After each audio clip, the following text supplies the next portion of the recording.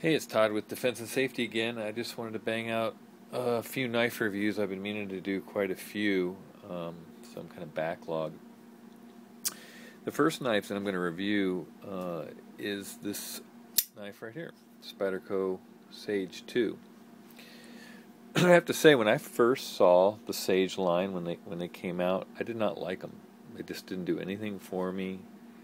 I thought it was kind of weird, It was like I didn't see why I would want this knife. And I think the main thing I didn't like about it, the Sage, is this end piece here, this shape here. It just kind of comes down, and when I see the knife online, I see that picture. For whatever reason, it just seemed weird to me. Like I don't know why. But I saw a lot of really good reviews, especially about the Sage 2, which this is, which is the kind of ode to Chris Reeves' lock system, frame lock, and titanium frames, frame, and so I kind of looked at it as like the poor man's Sebenza. I don't own a Sebenza yet. I hope to buy one day, and so I thought, well, I'm going to give this knife a try because I just saw a lot of really good reviews out there, and I have to say I fell in love with this knife the second I got it. I have never experienced such a well-made, smooth, light, and very functional knife. It's a 3-inch blade, or 3.5. I'll just do some size comparisons here. Here is the, this is the Cali 3.5. So you can see, this is a 3-inch blade, so 3.5. And then this is the paramilitary. You can see, I mean, from a blade length, it's fairly comparable. From a weight standpoint, it's probably very equal. Pretty equal. There's probably some ounce differences if you look them up, but the feels pretty identical. I mean, it's not a lot of weight. Both of the Para and this Sage are S30V, and it just comes nice and sharp. Everything is great. The lockup has been great on this. It's probably at 25%. Super smooth. I mean, everything about this thing is nice. It's got the same wire clip that I really like. I mean, for day-to-day EDC type blade, that wire clip is very discreet. I mean, it's silver, so it does stand out in jeans, but low ride, pulls out easy.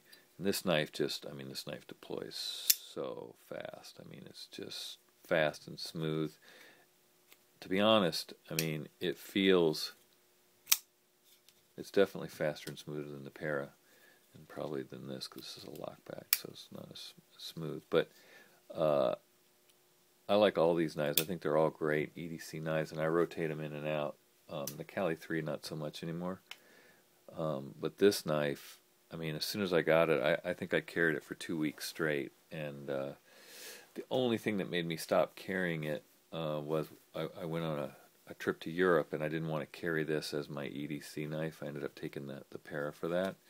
So I definitely enjoyed this knife, and when I got back, I switched back to it.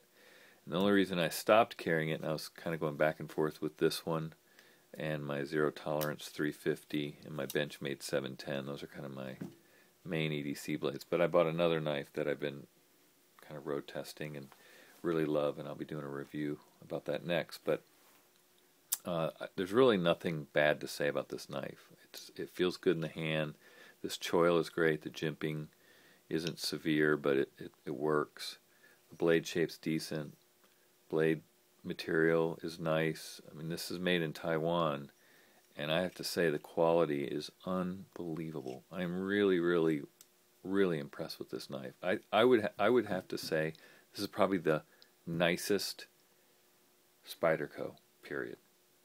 I mean, there's Spyderco makes tons of great knives. I would say for the money, hands down, the best Spyderco is the Spyderco Sage 2, in my opinion. And I own quite a few Spydercos. I've owned them for years. But just the quality, the smoothness. I mean, lock up. I never touched it. I mean, it locks up perfect. All I did was switch the clip so I could carry it on in my left pocket because I'm left-handed.